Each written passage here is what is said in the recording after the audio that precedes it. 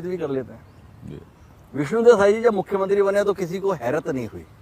अनुभवी राजनेता थे, कई बार के अध्यक्ष थे, केंद्र में मंत्री भी रह चुके थे। पर साई जी के साथ में जो मंत्रिमंडल बना उसमें अनुभवहीन चेहरे बड़ी संख्या में रहे।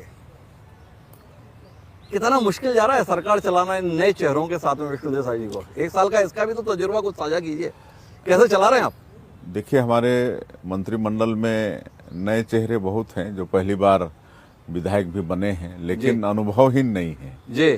विधायक बनने के पहले वो कई पदों में रहे हैं, जनप्रतिनिधि भी रहे हैं, संगठन का काम भी किए हैं और बड़ा अच्छा उनका अनुभव भी है और सरकार चलाने में लाभ भी हो रहा है। युवा हैं, सब हैं और ज़्यादा दिक्कत हो नहीं रही है। ज़्यादा दिक्कत नहीं हो रही है, इसका मतलब कुछ तो दिक्कत हो रही है। साल भर होने को आ रहा है, मंत्रिमंडल में बदलाव की कोई जरूरत महसूस करते हैं विष्णुदेव साई जी की, नहीं करते हैं? अब देखिए, अभी तो कुछ मंत्रिमंडल का जगह अभी शेष है। एक तो पहले से शेष था और एक में श्री वीर मोहन जी सांसद हो गए हैं रायपुर से जी। तो इसमें देर सवेर 2 मंत्री तो हमारे बनेंगे ही जी। और बाकी परिवर्तन वगैरह तो सतत प्रक्रिया है जी। और भारतीय जनता पार्टी में तो वरिष्ठों के साथ सलाह मशविरा करके और सब निर्णय होता है। अच्छा, 1 साल मुख्यमंत्री के तौर पर तो आपने काम किया, ज्यादा परेशान कौन कर रहा है? अपनी पार्टी के लोग कर रहे हैं या सामने वाले कर रहे हैं? नहीं, कोई नहीं कर रहे हैं जी। कोई नहीं कर रहे हैं, लेकिन विपक्ष से यही है कि वो सकारात्मक विपक्ष की राजनीति उनको करना चाहिए जी। जो भी या तो सरकार की गलती दिखती है या जो जन समस्या है उसको अच्छे तरीके से उनको जनता के सामने लाना चाहिए। मतलब एक ओछी राजनीति नहीं करनी चाहिए। अच्छा, एक बात बताइए, 5 साल तक भूपेश बघेल प्रदेश के मुख्यमंत्री रहे और उसके बाद आप मुख्यमंत्री हो गए। 1 साल में आप भूपेश बघेल जी को ज्यादा परेशान कर पाए या भूपेश बघेल जी आपको परेशान कर रहे हैं? नहीं, हम लोगों को कोई परेशानी नहीं है। ये लोग तो अपने अंतर कलह में ही उलझे हुए हैं और जिस तरह से हमको लगता है कि विपक्ष का रोल होना चाहिए वो ठीक से लोग अदा भी नहीं कर पा रहे हैं। नेता प्रतिपक्ष की भूमिका में चरणदास महंत कैसा कर रहे हैं, इसमें कोई टिप्पणी? नेता पर सज्जन आदमी हैं जी और बहुत पहले से मतलब हम सब लोग काम किए हुए हैं। अविभाजित मध्य प्रदेश में भी वो विधायक थे और उस समय मंत्री थे। आपके दिग्विजय सिंह की सरकार में भी वो मंत्री थे जी। उसके पहले भी रहे होंगे, कहे कि राजनीति में तो हमसे पहले वो आए हैं जी। लेकिन 90 से तो हम देख रहे हैं। 90 में हम जब पहली बार अविभाजित मध्य प्रदेश में मतलब विधायक थे तब से तो हैं वो जी और सज्जन व्यक्ति हैं। आपने बड़ी महत्वपूर्ण टिप्पणी की। आपने कहा कि चरणदास महंत जी सज्जन व्यक्ति हैं और लोग बोलते हैं विष्णुदेव साई जी भी बड़े सज्जन व्यक्ति हैं। ये 2 सज्जनों की दोस्ती कैसी चल रही है? अब पक्ष विपक्ष की दोस्ती तो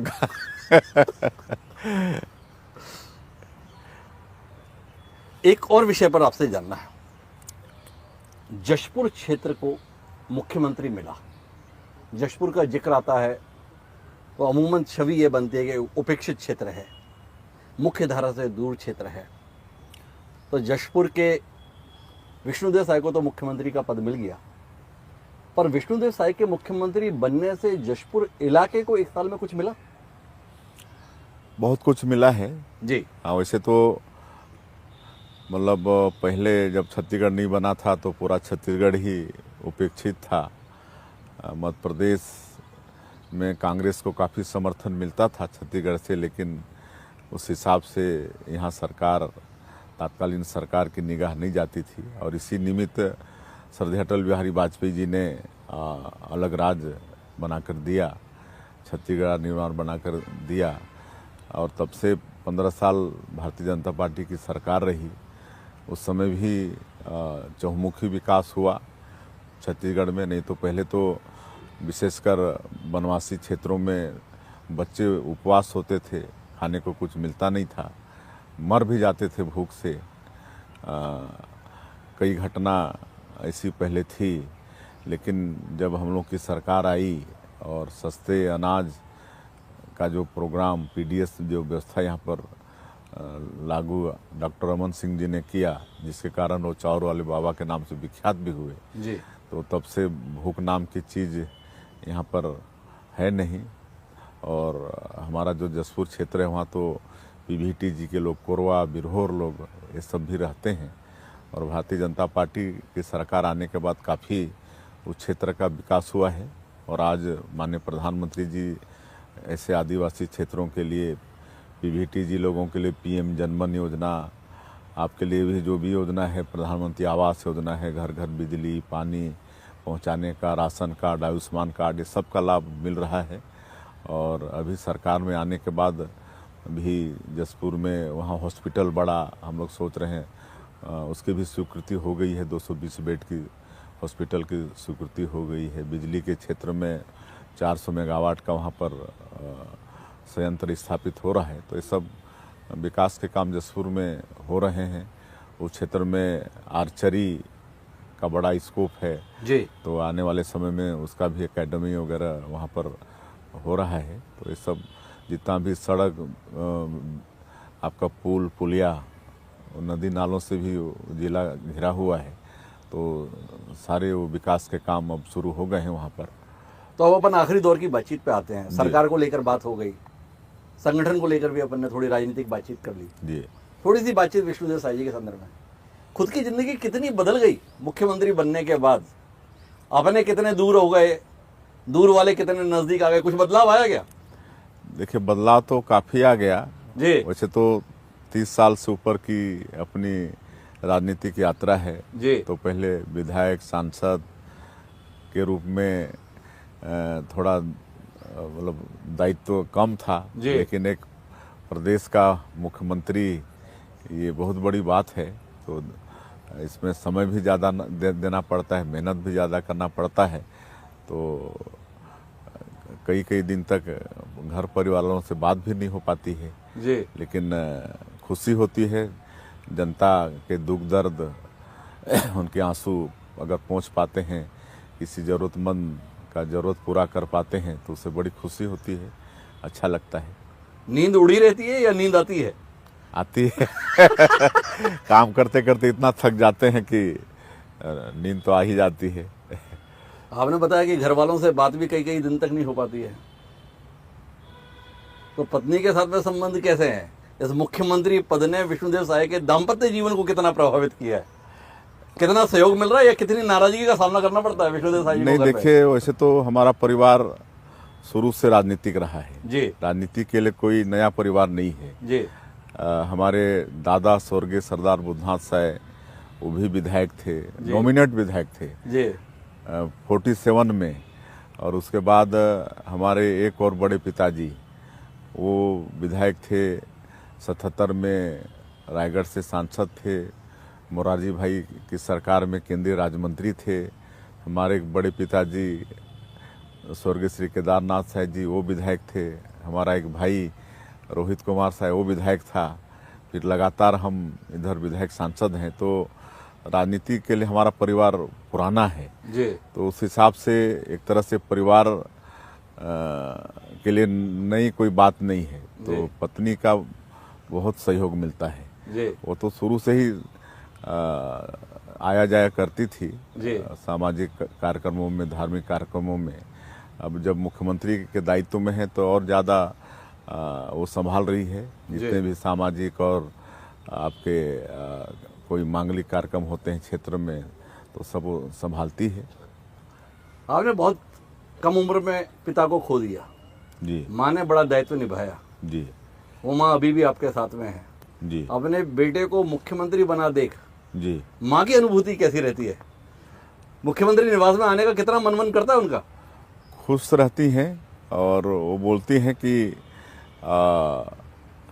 जब हमारा नामकरण संस्कार हुआ था जी तो जिन पंडित जी ने जो हमारे कुल पुरोहित थे तो उन्होंने कहा था कि आपका ये बेटा आगे चल के बड़ा आदमी बनेगा। आजकल माँ बताती है जी उस समय जब हमारा नामकरण संस्कार हुआ था तब जो हमारे कुल पुरोहित थे उन्होंने कहा था माँ से कि आपका लड़का आगे चल के बड़ा आदमी बनेगा। जी तो वो बात को आज बताती है जी और बड़ा खुश होती है, लेकिन क्योंकि ग्रामीण परिवेश में उनको ज़्यादा अच्छा लगता है तो यहाँ हम लोग सोचते हैं कि यहाँ रहे रायपुर में, लेकिन उनको यहाँ का वातावरण पसंद नहीं आता है, थोड़ा रह के वो चली जाती हैं वापस। तो कुल मिला के आपकी कुंडली दो लोगों ने देखी, एक पुरोहित ने और दूसरे अमित शाह जी ने। अमित शाह जी भी आपके चुनाव प्रचार के दौरान बोले थे बहुत बड़े आदमी बनेंगे विष्णु देसाई जी। तो अभी अमित शाह जी क्या महसूस करते हैं या राष्ट्रीय नेतृत्व से क्या महसूस करता है आपके मुख्यमंत्री के तौर पर 1 साल के कार्यकाल को? कुछ अनुभूति आती है? आप अभी भी मिलकर आए हैं? जी अभी माननीय गृह मंत्री जी से दिल्ली में भी मुलाकात किए थे और मुंबई में भी अभी श्री देवेंद्र फडणवीस जी जो मुख्यमंत्री का शपथ लिए तो उस कार्यक्रम में भी उनसे मुलाकात हुई थी।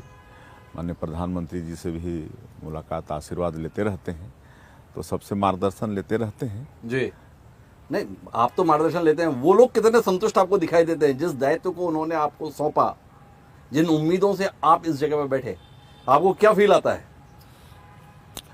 उनसे प्रोत्साहन ही मिलता है। जी हाँ तो अब आखिरी सवाल जी। 1 साल तो पूरा हो रहा है, जी। 1 साल में बहुत कुछ आपने कर भी लिया, आगे 4 साल के लिए कोई रोड मैप कहाँ ले जाना है छत्तीसगढ़ को?